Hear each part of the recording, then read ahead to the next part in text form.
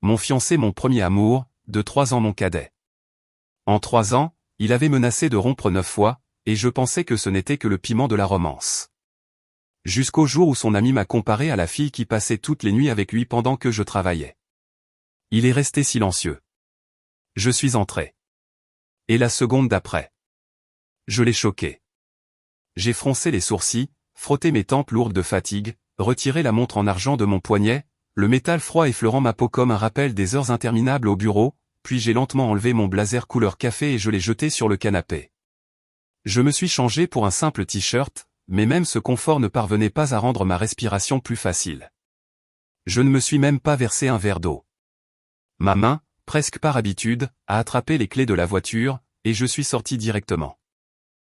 Une fois de plus, je devais aller chercher James au bar, l'endroit où il se réfugiait toujours quand il était contrarié. Quelle était la raison cette fois-ci? Assise dans la voiture, j'ai essayé de fouiller ma mémoire, mais toutes les ruptures se confondaient, s'empilant si haut que je ne pouvais même plus m'en souvenir. Une fois, je n'avais pas remarqué qu'il était malade au lit et j'avais continué ma journée sans m'en douter. Une autre fois, sa chanson avait gagné un prix et je l'avais félicité nonchalamment mais sans demander les détails. Une fois, je n'avais pas envoyé de message en premier pendant une journée. Une fois, le cadeau que je lui avais offert n'était pas à son goût. Celle qui m'a le plus marqué, c'est quand il a dit qu'après toutes ces années, nous n'avions jamais eu de vraie dispute, que c'était la preuve que je ne m'en souciais pas vraiment, qu'il n'avait pas d'importance pour moi, que j'étais si indifférente que je ne prenais même pas la peine de me disputer. J'ai essayé de lui parler calmement, encore et encore, si quelque chose ne va pas, dis-le. N'utilise pas la rupture comme une arme, mais cette fois-là, il a simplement dit froidement, je te parle d'émotion, et tout ce que tu fais, c'est parler de logique. Cette phrase tournait en boucle dans ma tête comme une rengaine sans fin, me faisant me demander si notre amour n'était qu'un long débat sans intérêt. Autrefois, même si nous nous disputions souvent, nous trouvions toujours le moyen de nous réconcilier. Et après chaque dispute épuisante, il était si doux, si tendre, que j'oubliais la blessure comme si elle n'avait jamais existé. Mais depuis 6 mois, il n'était plus le même. La frustration grandissait. Les étreintes n'étaient plus chaleureuses. Les disputes devenaient de plus en plus fréquentes, au point que j'étais à bout. Pas seulement physiquement en rentrant tard du bureau, mais jusqu'à la moelle, dans mon âme, car à l'instant où je franchissais le seuil de la maison, j'étais entraîné dans une autre dispute absurde.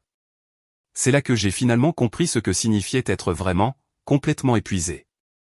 Mais à cause de tout ce que nous avions traversé, la seule chose que je pouvais faire était d'essayer de l'apaiser, en espérant que les choses finiraient par se calmer. Le bar n'était pas difficile à trouver. Il était toujours là, dans cette même salle, avec les mêmes vieux amis. Je suis entré dans le couloir sombre, sur le point de pousser la porte quand un serveur portant un plateau de boissons m'a dépassé et a ouvert la porte avant moi. Au moment où elle s'est ouverte, la puanteur de l'alcool m'a frappé de plein fouet. Et c'est là que j'ai entendu une voix de l'intérieur. Claire, tranchante, comme un couteau en plein cœur. Honnêtement, Tina me fait de la peine. Tu veilles tard pour écrire de la musique. Et qui est toujours là à tes côtés? C'est elle. Tu te saoules et c'est le genre de fille qui n'a jamais eu à lever le petit doigt de sa vie, mais elle nettoie quand même derrière toi. Est-ce que Sarah pourra un jour faire ça pour toi? Pourquoi n'avez-vous pas encore rompu? L'air s'est glacé. Et James, l'homme que j'aimais, n'a rien dit pour me défendre. Pas un mot, juste le silence. Une lueur de culpabilité dans ses yeux alors qu'il jetait un coup d'œil à la fille à côté de lui. Tina, celle qui lui a adressé un petit sourire, comme si rien d'extraordinaire ne venait d'être dit. Deuxième acte. Je suis resté figé pendant un long moment. L'air à l'intérieur du bar semblait se solidifier autour de moi. La musique rock assourdissante qui s'échappait de la salle privée martelait mes oreilles comme un marteau. Mais tout le bruit s'est estompé sous le chaos dans ma tête. Ma respiration est devenue lourde. Ma poitrine s'est serrée comme si une main invisible la comprimait. Et les mots que je venais d'entendre, me fait de la peine pour Tina. Est-ce que Sarah peut vraiment te traiter mieux qu'elle, ainsi que le silence complice de James, se répétait comme une cassette cassée, déchiquetant la dernière illusion que j'avais de notre amour. Ce n'est que lorsque le serveur est sorti et que la porte a cliqué doucement derrière lui que je suis sorti de ma torpeur. Dans mon esprit, le poids que j'avais porté si longtemps s'est soudainement levé, et j'ai su que le moment était venu. J'ai poussé la porte. Un frisson a balayé la pièce remplie de rire, glaçant l'air en un instant. Quelques amis proches de James ont levé les yeux, surpris. Leurs verres se sont immobilisés en l'air. Pas un seul salut. Ils sont restés assis là, feignant de ne pas remarquer ma présence. Les rires ont repris. Les jetons de poker cliquetaient doucement sur la table. Et James, assis au milieu, tenant ses cartes de poker, le visage brièvement raidi, puis retrouvant rapidement son indifférence. Il a rejoint la partie, laissant échapper un faux rire bruyant en gagnant la main, comme si je n'étais qu'un fantôme invisible flottant dans la pièce. James. J'ai appelé son nom calmement. Ma voix a résonné, mais n'a trouvé aucun écho dans ses yeux. J'ai quelque chose à te dire. Il ne s'est pas retourné, s'est contenté de sourire pour lui-même, puis a levé son verre et l'a vidé de nouveau. Le liquide brun se déversant au coin de sa bouche, coulant sur sa chemise froissée. À ce moment-là, j'ai senti quelque chose se briser en moi. Très bien, alors rompons. Je me suis retourné pour partir, mais une voix froide s'est élevée derrière moi. Si tu as quelque chose à dire, dis-le ici. Nous sommes tous amis. Rien ne peut pas être entendu. Je me suis retourné, j'ai fixé droit dans ses yeux bleus familiers, maintenant distants et conflictuels, et j'ai répondu froidement, chaque mot jaillissant de ma poitrine oppressée comme des balles. Qui est Tina? Pourquoi la laisses-tu veiller tard avec toi pour écrire de la musique? Une fille qui n'a jamais fait de tâches ménagères de sa vie, et pourtant elle nettoie derrière toi.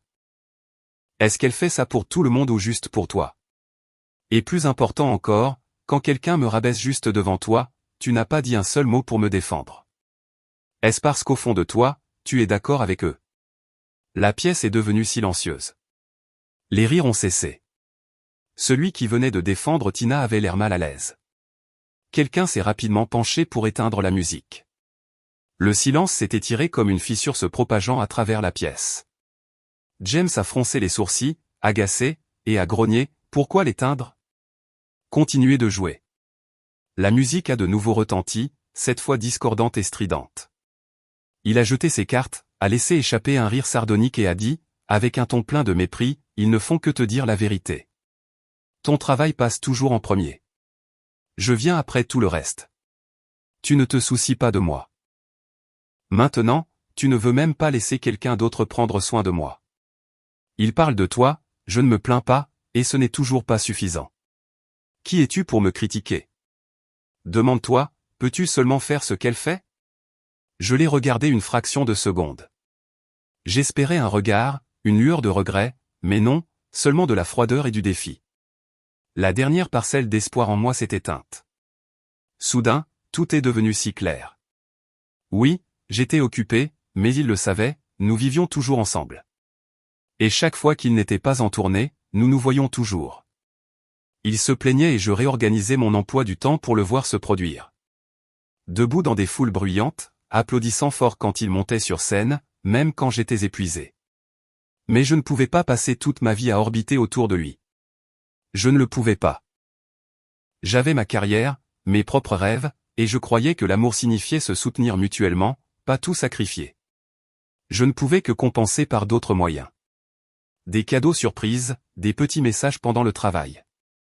Et lui, celui qui recevait tout cela, agissait maintenant comme si ça n'avait jamais existé en moi. Toute la lassitude qui s'était accumulée, les disputes tournant en boucle comme un cycle infernal, le besoin constant de recoller les morceaux juste pour une paix temporaire, tout s'est finalement effondré dans une profonde immobilité. S'il avait trouvé quelqu'un de plus adapté, quelqu'un qu'il aimait plus, alors tant mieux pour lui. Je n'avais plus rien à quoi m'accrocher. J'ai pris une profonde inspiration, les regarder droit dans les yeux. Je ne peux pas le faire. J'ai répondu à cette question avec la dernière once d'indifférence qu'il me restait. Alors, comme tu le veux, c'est fini entre nous. James s'est figé, le visage stupéfait, les yeux écarquillés, la bouche légèrement entr'ouverte, mais aucun son n'en sortait, comme s'il n'avait jamais imaginé que je le dirais vraiment. Mais j'avais déjà détourné le regard. Je me suis retourné, non par regret, mais avec un étrange sentiment de soulagement. Pour la première fois depuis des mois, ma poitrine était légère. Derrière moi, j'ai entendu une chaise racler, des pas mal assurés. Puis la voix de la fille à côté de lui, précipitée, douce, mais pleine de calcul. James. Les pas se sont arrêtés. Je suis sorti, laissant derrière moi la pièce éclairée, la musique assourdissante. Seul moi savais que cette relation était vraiment terminée. En sortant du bar, une rafale de vent glacial m'a balayé, me faisant frissonner instinctivement. Mais ma poitrine semblait enfin libérée de ses chaînes après une longue période d'obscurité suffocante.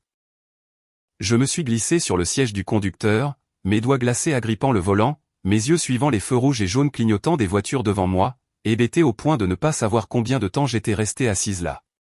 Ce n'est qu'au bout d'un moment que j'ai démarré le moteur, le doux grognement du moteur semblant partager mon épuisement.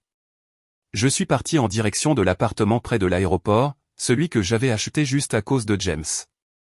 À l'époque, chaque fois que James se plaignait après l'atterrissage, il disait que prendre encore 2 ou 3 heures juste pour me rejoindre était trop, que c'était épuisant, qu'il me manquait tellement que ça le rendait fou. Alors, j'ai discrètement trouvé et acheté cet appartement près de l'aéroport juste pour qu'il puisse rentrer directement à la maison, pour qu'à chaque retour de tournée, nous puissions être ensemble immédiatement.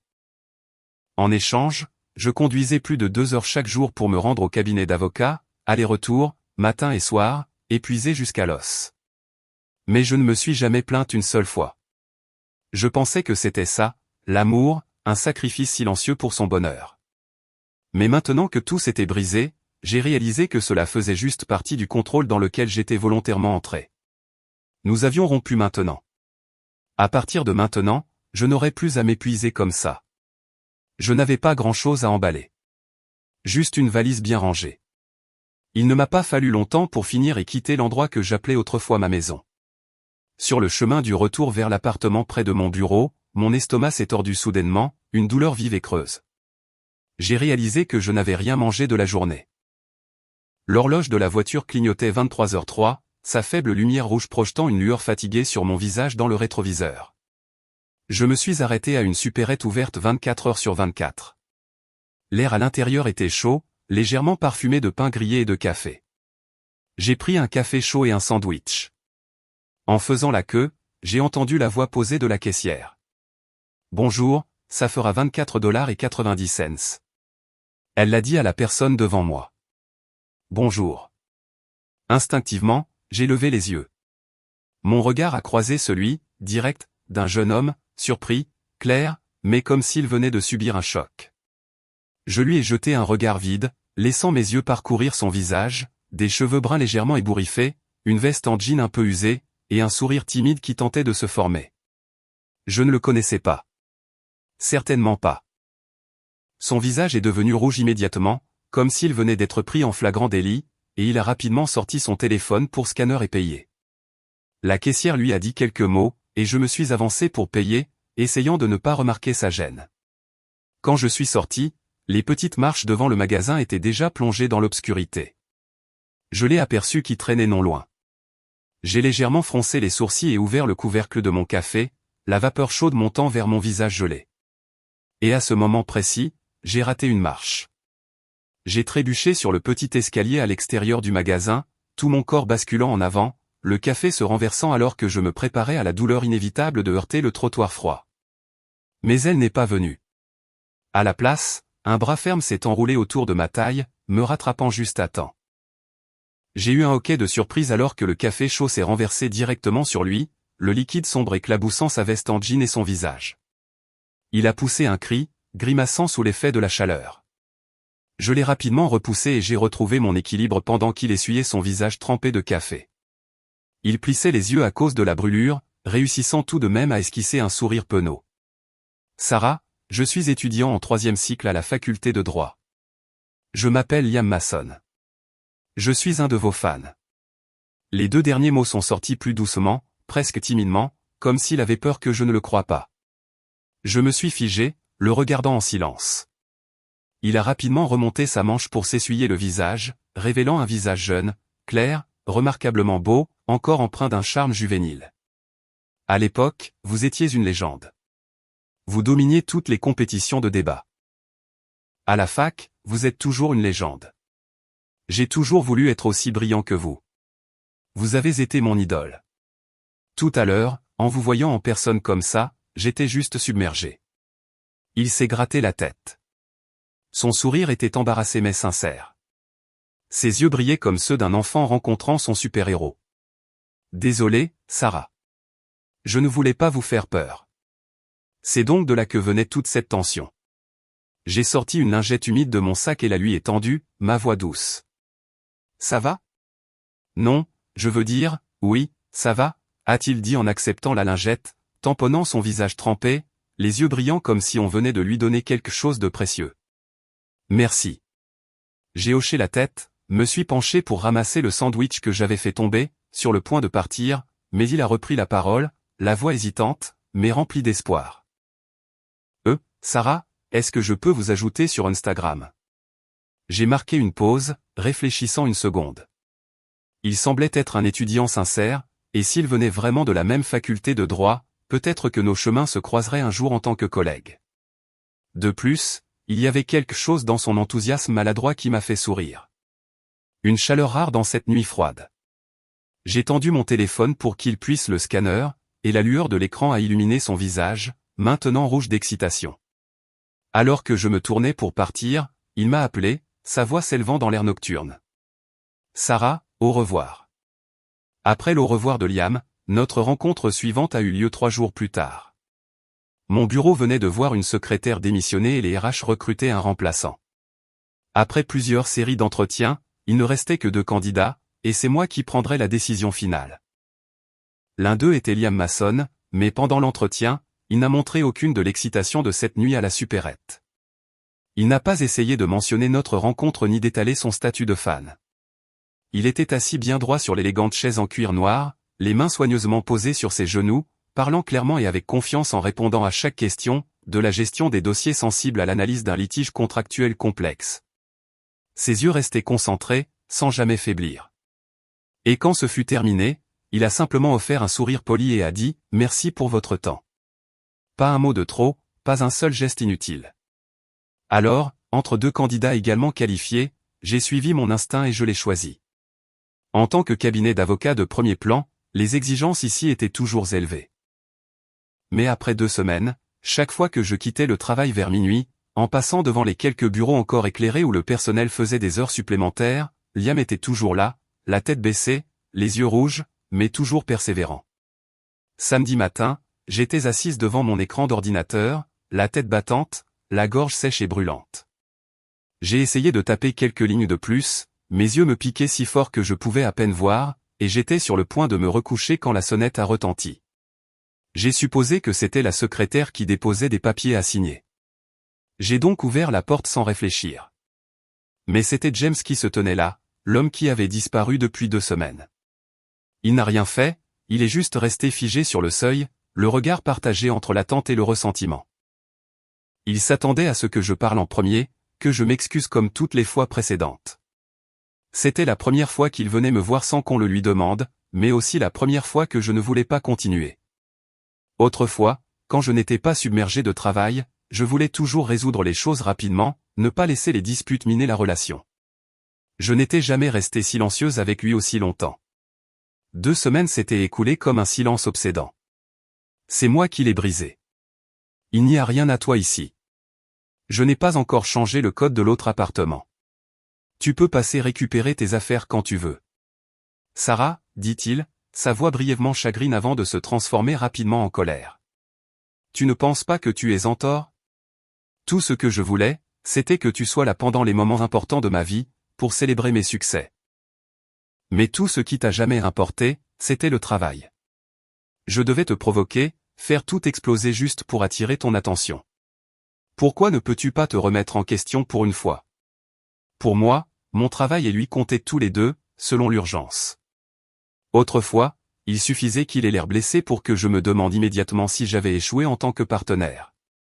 Mais après tout ce qui s'était passé, je voyais les choses clairement. James, nous n'avons jamais voulu les mêmes choses. Nous ne sommes pas compatibles. Disputer davantage ne changera rien. Nous avons déjà rompu. Il s'est figé, puis a éclaté. Tu dis que nous ne sommes pas compatibles juste parce que tu ne veux pas changer. Qui es-tu pour décider que tu ne m'as pas donné ce dont j'avais besoin? Tu penses que tu en as donné assez? J'ai serré les poings. J'ai essayé, ai-je commencé, ma voix faible mais stable. Mais il m'a interrompu, la voix glaciale. Tout ce que tu as essayé, c'était de faire en sorte que ton travail ne soit pas affecté. Et moi, j'ai tout changé pour toi. Sans toi, je serais plus loin dans ma carrière, plus reconnu. Je t'ai fait ma priorité. Mais toi, à part dire j'ai essayé et tes discours rationnels, qu'as-tu d'autre à offrir? Mon visage est devenu froid. Mon cœur s'est serré, mais la douleur n'était pas comme avant. C'était juste une fatigue profonde et lasse. Je ne t'ai jamais demandé de faire quoi que ce soit de tout ça. Dès le début, je t'ai dit de ne pas le faire. C'est toi qui t'es mis en colère, en disant que je te repoussais. Mais honnêtement, je n'ai jamais cru que l'amour et la carrière exigeaient que quelqu'un se sacrifie pour l'autre. Son visage s'est assombri, et il a ri amèrement. Tu as raison. Tout ça n'a aucun sens. J'ai été un imbécile de venir ici. Très bien, alors rompons. Tu crois que je tiens tant que ça à toi? Tu le regretteras. Il s'est retourné et est parti en trombe, ses pas lourds résonnant dans le couloir. Je suis resté là, la tête battant plus fort, me massant les tempes avant de fermer doucement la porte. L'appartement était silencieux. Je suis allé me verser un verre d'eau, mais la bouilloire était vide. Finalement, je me suis simplement effondré sur le lit, mon corps tremblant légèrement alors que la fièvre commençait à monter. Je ne m'étais même pas encore endormi que la sonnette a de nouveau retenti. Cette fois, c'était Liam, tenant une épaisse pile de documents. Au moment où j'ai ouvert la porte, il s'est figé en me voyant. « Sarah, tu es malade ?» J'ai serré la couverture plus fort autour de moi. Tout mon corps était frigorifié, prenant les documents d'une voix rauque. « Où est la secrétaire ? Ses enfants sont à l'hôpital. Elle a dû prendre un congé. Elle m'a demandé d'apporter ça à sa place. » A-t-il expliqué rapidement, continuant de fixer mon visage avec inquiétude. J'ai hoché la tête et lui ai fait signe d'entrer. J'ai feuilleté les documents, signé et les lui ai rendus. Quand j'ai levé les yeux, j'ai remarqué que son regard avait dérivé vers la cuisine vide. J'ai toussé et il est revenu à lui, souriant maladroitement. Je vais retourner au bureau. Prends bien soin de toi. 30 minutes plus tard, la sonnette a de nouveau retenti. Liam était là, cette fois tenant 2 grands sacs de courses, le visage radieux. Et Sarah, j'ai quelques questions de travail pour toi. Ça te dérange si je commence par adoucir l'affaire avec un peu de nourriture? Je suis un cuisinier plutôt solide. Tout le monde dit que je suis un vrai pro en cuisine. Avant que je puisse refuser, il est entré et a fermé la porte derrière lui. En se rapprochant, il a sorti un bouquet de roses rouges et me l'a tendu. Le fleuriste a dit que les roses rouges rendent les gens heureux. J'ai pensé que si quelqu'un est malade, regarder quelque chose de beau pourrait l'aider à guérir plus vite. J'ai laissé un léger sourire se former et les ai prises, disant seulement « merci ». Mais il s'est illuminé comme un enfant, se précipitant dans la cuisine et criant « juste un instant ». D'accord, ça ne prendra pas longtemps. J'ai apporté mon ordinateur portable sur le canapé pour rattraper mon travail. Le son de la hotte et de la planche à découper a rempli la pièce, créant une chaleur étrange, comme une vraie maison. Pas l'espace solitaire auquel je m'étais habitué. Peu de temps après, Liam a apporté une tasse de thé au gingembre chaud, l'a posée devant moi, a même ouvert soigneusement un paquet de médicaments et a expliqué quelle pilule prendre. La boisson chaude a glissé dans ma gorge, et j'ai commencé à me sentir mieux, fermant les yeux sans m'en rendre compte. Quand je me suis réveillé, il faisait déjà nuit. La couverture avait été remontée sur moi, et une serviette chaude, maintenant glissée sur le côté, avait été posée sur mon front. Le bruit a réveillé Liam, qui a levé les yeux de son ordinateur portable et s'est précipité. « Sarah, comment te sens-tu » Il s'est assis à côté de moi et, par habitude, a tendu la main pour sentir mon front, puis a rapidement retiré sa main, les oreilles rougissant. Je me suis frotté les yeux, ma voix douce. « Merci pour aujourd'hui. » Il a souri brillamment, les yeux pétillants. « Ça veut dire que le pot de vin a fonctionné. Laisse-moi aller chercher la soupe. Les personnes malades doivent manger correctement pour aller mieux. » Le dîner s'est déroulé calmement mais chaleureusement, avec juste le doux cliquetis de la cuillère contre le bol. Il a même fait la vaisselle, puis m'a préparé une autre tasse de thé au gingembre et au miel. Avant de partir, Liam a agité son téléphone en l'air et a dit joyeusement « Envoie-moi un message si tu as besoin de quoi que ce soit. » D'accord. J'ai regardé son sourire radieux et lui ai gentiment souri en retour. Quand je suis retourné sur le canapé, mes yeux se sont inconsciemment posés sur le bouquet de roses rouges posé sur la table. Les pétales étaient doux, d'un rouge flamboyant, comme s'ils contenaient encore la chaleur des mains qui les avaient offerts. Il avait raison. Regarder quelque chose de beau rendait l'humeur un peu plus légère. J'ai attrapé mon téléphone. Une longue liste de messages s'était accumulée. La notification 99+ brillait sur l'écran, tous de James, le ton oscillant entre la colère, la supplication et ces mêmes accusations familières. J'ai parcouru quelques lignes, froncé les sourcils et suis immédiatement sorti. J'ai balayé vers Instagram et j'ai été instantanément accueilli par une photo de lui et d'une jeune femme dans un parc d'attractions, chacun tenant un cornet de glace, souriant confortablement au soleil. La légende était courte, détente avec une amie. J'ai fixé son sourire, la façon dont il se penchait vers elle, et une vague d'amertume m'a traversé. Pas un chagrin d'amour, mais cette profonde lassitude qui vient quand on réalise combien de temps on a cru à des mensonges comme ceux-là. J'ai jeté le téléphone sur le canapé, n'ayant plus envie de faire défiler. Tout ce que je voulais maintenant, c'était prendre une douche chaude, laisser l'eau laver la fatigue qui persistait encore dans mon corps. Juste à ce moment-là, le téléphone a vibré légèrement. Un message de Liam est apparu à l'écran, m'informant qu'il était bien rentré, accompagné d'une photo de son chat idiot en train de se rouler par terre. J'ai souri faiblement, j'ai répondu par un court message, puis j'ai mis le téléphone de côté. Le lendemain matin, la lumière du soleil filtrait à travers les rideaux, et le téléphone a de nouveau vibré. Liam prenait des nouvelles, son ton chaleureux et attentionné, demandant si je me sentais mieux. J'ai répondu, les remercier de nouveau, et j'ai promis de lui offrir un repas en guise de remerciement. Peu après, il a envoyé une autre photo, son chat se léchant la patte, puis a curieusement demandé si je commandais souvent à emporter. Je suis resté brève, admettant mon habitude de ne pas cuisiner.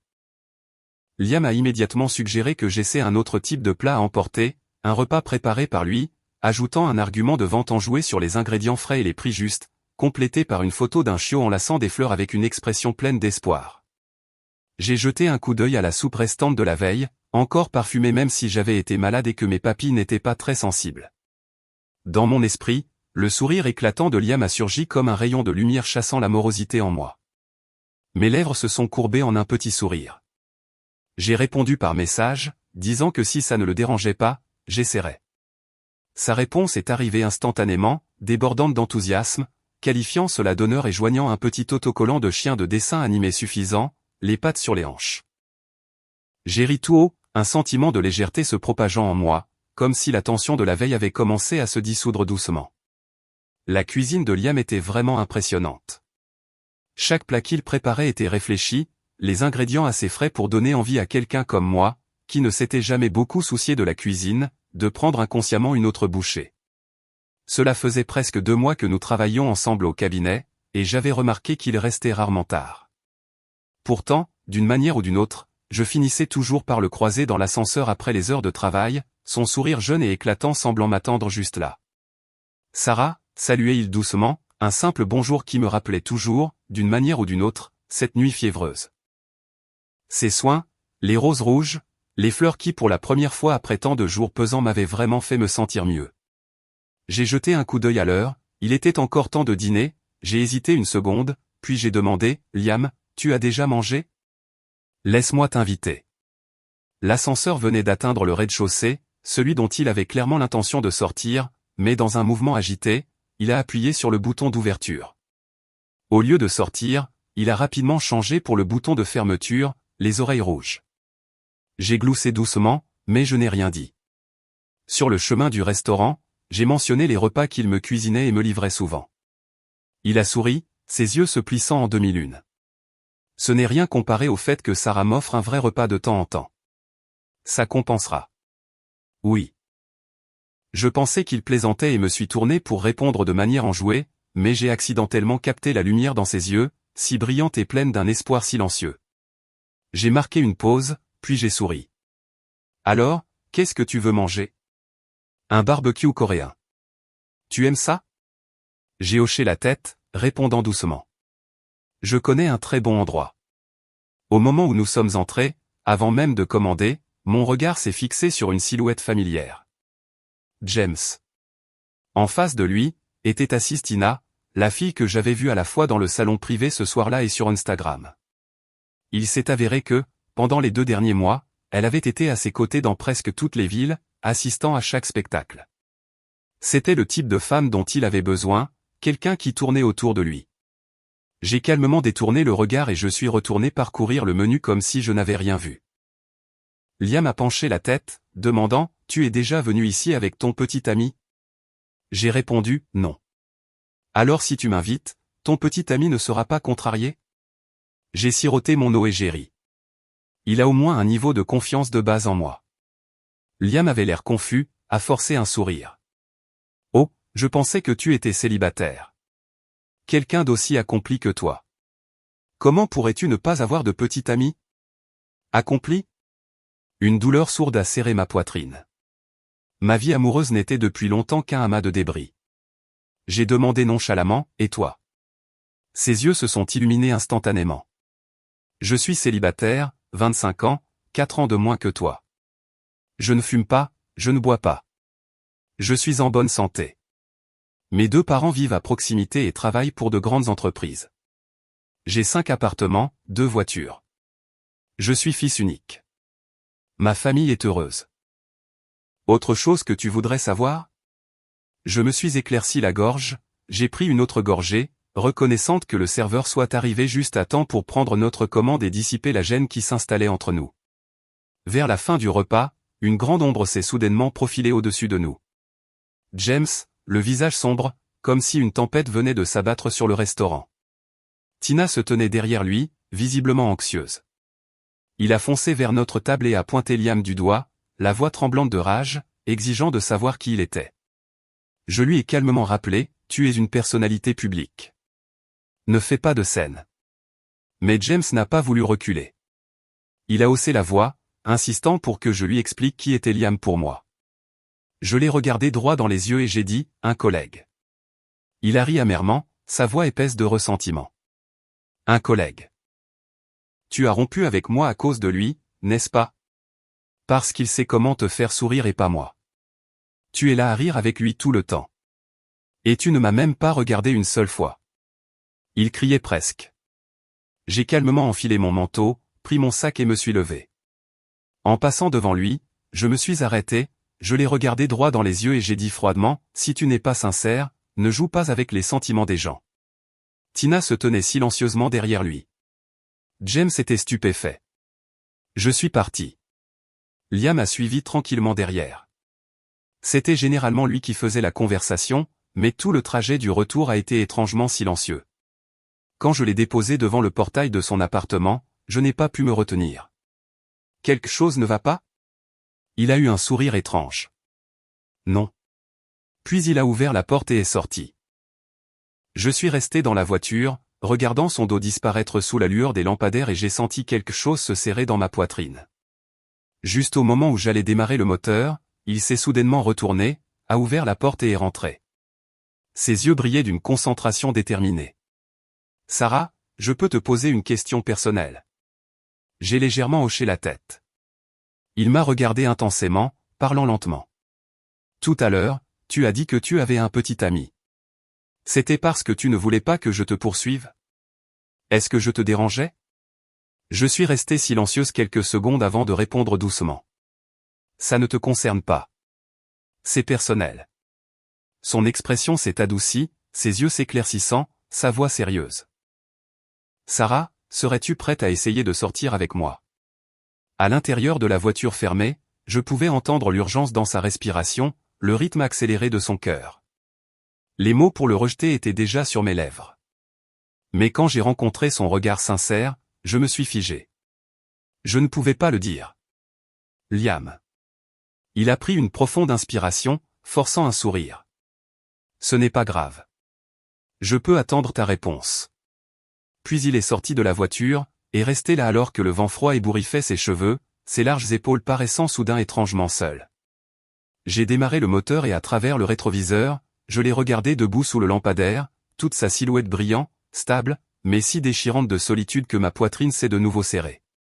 Le lendemain matin, au moment où j'ai ouvert les yeux, j'ai vu un message envoyé à 1h du matin. Sarah, pouvons-nous déjeuner ensemble demain? J'ai fixé les mots pendant 2 secondes, mes lèvres se courbant légèrement alors que je tapais rapidement. Bien sûr. La réponse de Liam est apparue presque immédiatement comme s'il était resté là à attendre. Bonjour, Sarah. Accompagné d'un autocollant d'un chiot portant un chapeau de chef, la queue remuant avec enthousiasme. J'ai ri, mais le sourire s'est estompé quand une notification d'un tabloïd est apparue. Le titre sensationnaliste clignotant sur mon écran.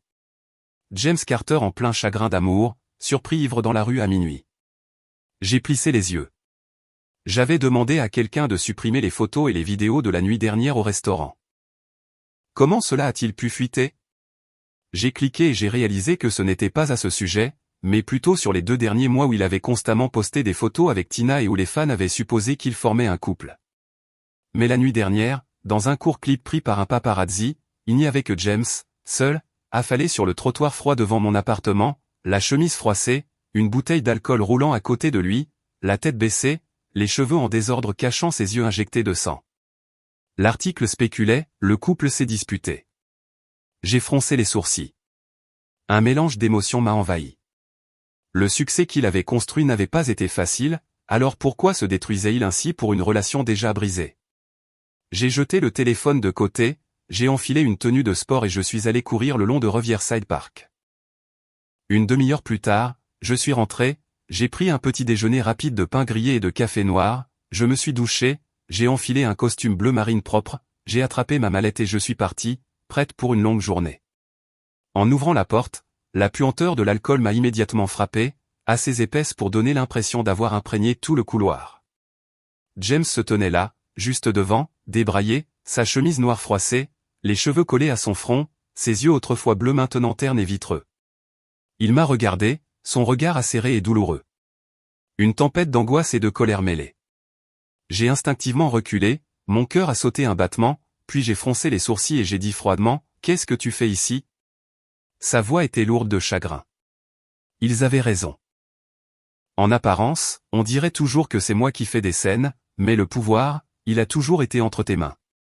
Sa voix s'est brisée alors qu'il pointait sa poitrine. Ça fait mal. C'est suffocant. Sarah, ne me quitte pas, j'ai jeté un coup d'œil à ma montre. 7h45, 15 minutes avant ma réunion avec des partenaires pour un accord de fusion-acquisition de plusieurs millions de dollars. Le temps n'attend personne, et je n'allais pas me laisser entraîner à nouveau là-dedans. James, nous avons déjà rompu. Je me suis détourné, fermant la porte derrière moi en marchant vers l'ascenseur. Pour la première fois de ma vie, je voulais juste m'éloigner de lui. Je ne voulais pas regarder en arrière. Je ne voulais pas laisser ces mots me ramener dans la même spirale. Mais James a soudainement saisi mon bras assez fort pour m'arrêter net, puis m'a attiré contre sa poitrine, me tenant si fort qu'il semblait craindre que je puisse disparaître. La puanteur de l'alcool et de son ancien parfum m'a submergé, rendant la respiration difficile. Je suis désolé. J'avais tort, a-t-il murmuré, sa voix se brisant. Je ne me battrai plus. Pouvons-nous nous remettre ensemble, s'il te plaît? Je me suis débattu, essayant de le repousser. James, ressaisis-toi. Mais il ne voulait pas lâcher prise. Sa prise s'est resserrée, ses yeux injectés de sang et sauvages comme un animal blessé. Pourquoi? Il n'y a rien entre Tina et moi. Je n'ai jamais triché. Et toi? M'as-tu seulement aimé un jour? J'ai tremblé, luttant contre lui de toutes mes forces, mes ongles s'enfonçant dans son bras, le blessant presque. Mais sa force était écrasante. La forte odeur d'alcool m'a frappé le visage. Son souffle chaud et frénétique, mêlé de cigarettes rances, et sa prise, vive et punitive comme un étau, écrasant mon poignet, comme s'il voulait extraire la dernière parcelle de ce que nous étions autrefois. L'ascenseur a sonné avec un ding métallique et froid. Liam est sorti, grand et alerte, se figeant à la vue qui s'offrait à lui. En un instant, le regard de James est passé du chagrin à la rage, comme une allumette jetée dans de l'essence. Il m'a lâché et s'est jeté sur Liam, son poing fendant l'air étroit du couloir. J'ai à peine eu le temps de crier d'une voix rauque, « Attention !» Un sifflement sec a retenti alors que le coup manquait sa cible. Liam a réagi rapidement, esquivant sur le côté, l'air froid du couloir tourbillonnant avec l'odeur âcre de l'alcool. D'un mouvement rapide, il a pivoté, a saisi le poignet de James d'une prise ferme, le lui a tordu dans le dos et l'a projeté violemment au sol. Un bruit sourd a ricoché sur les murs étroits du couloir, suivi par la respiration haletante et les grognements incohérents de James. La sueur et les cheveux emmêlés collaient à son visage, tordu de colère et d'humiliation. Mon cœur battait la chamade alors que je m'avançais, ma voix basse et stable. James, si cela se reproduit, j'appellerai la police. Liam est resté tendu, sur ses gardes, jusqu'à ce que je lui fasse un petit signe de tête et que je dise fermement, laisse-le partir. Il a relâché sa prise et a reculé, laissant James affaler sur le carrelage froid, haletant, les épaules tremblantes comme un animal sauvage, acculé et vaincu par sa propre spirale d'ivresse. Je suis entré dans l'ascenseur. Liam a suivi. Une fois dans la voiture, je me suis tourné vers lui et j'ai dit doucement. Merci. Tu as étudié le taekwondo ou quelque chose comme ça? C'était impressionnant. Liam s'est gratté la tête, son sourire éclatant revenant, la lueur de sa canine de travers apparaissant. Tu veux apprendre quelques mouvements d'autodéfense? Je serai ton coach, a-t-il cligné de l'œil, en plaisantant, mais ses yeux s'illuminaient d'espoir. J'ai ri et j'ai secoué la tête. Peut-être quand j'aurai le temps. H, a-t-il répondu. Un peu déçu, j'ai penché la tête et les regardé, ses yeux clairs et honnêtes, sans trace de calcul, ont adouci mon cœur, comme une brise d'automne de New York se glissant tranquillement à travers le chaos, apportant un moment de paix. Les choses sont vraiment agitées ces derniers temps, ai-je ajouté doucement, comme pour le réconforter. Il m'a regardé, et la lumière est revenue dans ses yeux, et à ce moment-là, j'ai ressenti une sorte de chaleur. Pas comme le feu qui brûlait autrefois avec James, mais quelque chose de plus doux, de plus stable. Au milieu de tout le bruit de tout à l'heure, ce moment semblait étrangement calme. Juste le son de mon propre battement de cœur et la façon dont il me regardait résonnant dans le petit espace clos de la voiture. Une CT8. Je n'aurais jamais imaginé que James irait jusqu'à de tels extrêmes. Ce soir-là, mon téléphone n'arrêtait pas de vibrer. Je l'ai ouvert pour voir qu'il avait publié un long message sur Instagram, déclarant publiquement notre relation de 3 ans avec une note ajoutée. Tina n'est qu'une amie. Je suis resté assise en silence un moment, les yeux rivés sur l'écran lumineux, l'esprit complètement vide. Même maintenant, il était têtu, pariant tout, utilisant le public comme une pression pour m'adoucir, pour me faire revenir. Comme si un seul message public pouvait effacer tous les mensonges, toutes les disputes, et le moment où il est resté là à laisser Tina me traiter de pathétique dans cette salle privée. J'ai laissé échapper un rire froid. Il n'y avait plus de colère en moi, seulement un épuisement aigu et amer. J'ai pris une profonde inspiration, essayant de rester calme, mes doigts tremblants alors que je parcourais les centaines de commentaires inondant la publication. Certains fans étaient émus, laissant des cœurs et des vœux comme « S'il vous plaît, remettez-vous ensemble. Vous êtes parfaits tous les deux. » Mais la plupart étaient sceptiques, voire indignés. En moins d'une heure, Internet avait déterré le passé. Des dizaines de photos ont fait surface de lui avec Tina lors d'événements. La façon dont il la regardait, les sourires, les gestes, doux et intimes, comme n'importe quel vrai couple. Les commentaires ont afflué comme une tempête. Rendre public maintenant n'est qu'une manœuvre désespérée pour reconquérir son ex. Tina se comporte de toute évidence comme la petite amie alors que Sarah n'est qu'un outil de publicité. Pathétique. Transformer une relation en un coup de pub bon marché. Chaque mot, chaque phrase était comme une lame, mais pas pour me poignarder. Pour le poignarder lui. Je suis resté assise en silence, les yeux vides, fixant l'écran, une vague de fatigue s'abattant sur moi comme la marée, emportant toute trace de pitié. Si c'était avant, j'aurais peut-être eu pitié de lui. James Carter, la star montante à la voix qui faisait fondre les cœurs, des contrats d'enregistrement de plusieurs millions de dollars, et un avenir brillant devant lui. J'aurais pu m'inquiéter qu'il se ruine, qu'un scandale comme celui-ci entache sa carrière et compromette ses plus grands rêves.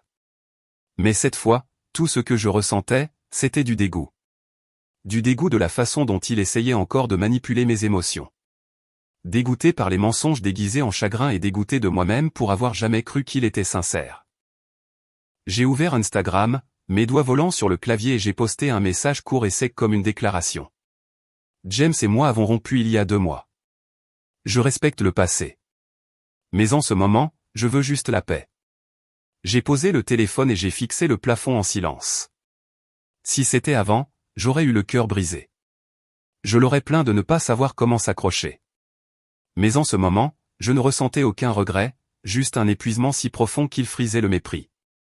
Mépris pour le gâchis. Mépris pour les souvenirs autrefois doux qui étaient maintenant devenus des fardeaux. Je savais qu'il était temps de clore ce chapitre pour de bon. Plus de regard en arrière. Un léger coup a résonné dans la nuit calme.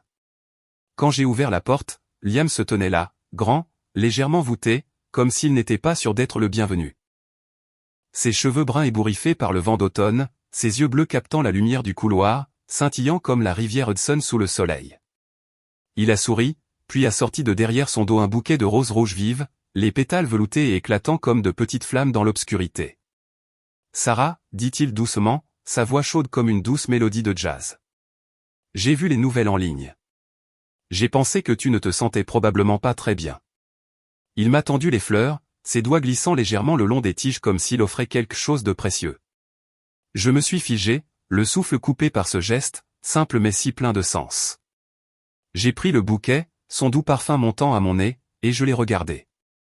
Liam n'a pas avancé, n'a rien forcé, et juste resté là, les lèvres courbées en un sourire hésitant, les yeux un mélange d'inquiétude et de gentillesse.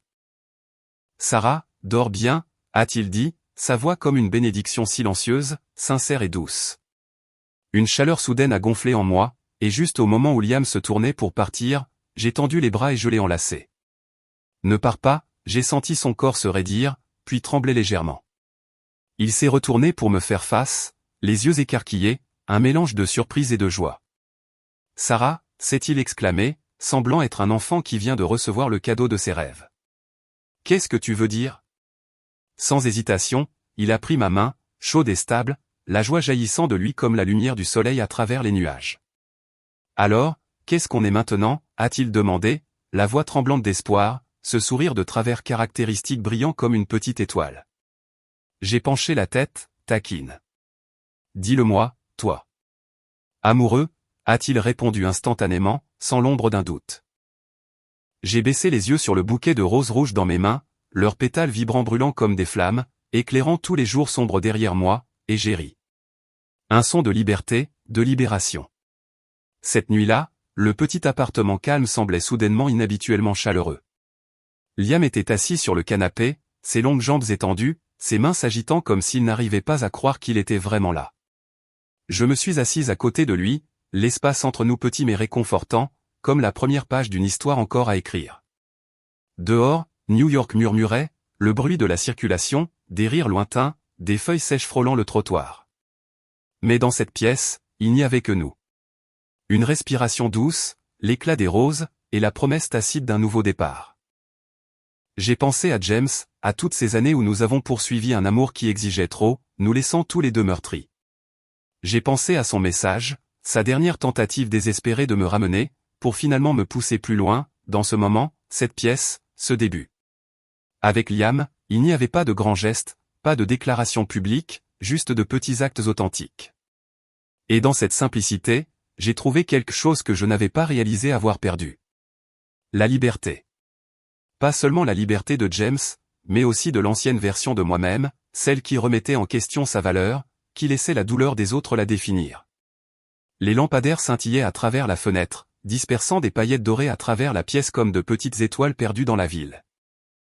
Je me suis adossé au canapé, le parfum des roses m'enveloppant comme une douce étreinte, et j'ai regardé Liam, ses yeux brillants d'espoir, son sourire comme un soleil de début d'automne.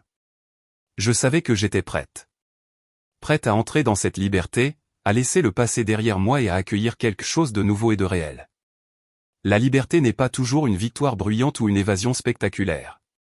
Parfois, c'est juste ça, une soirée tranquille, une main à tenir, un cœur prêt à réessayer. Avez-vous déjà eu un moment où vous avez réalisé que vous méritiez un amour plus doux? Laissez un commentaire, cliquez sur j'aime et abonnez-vous pour me rejoindre et partager d'autres histoires comme celle-ci.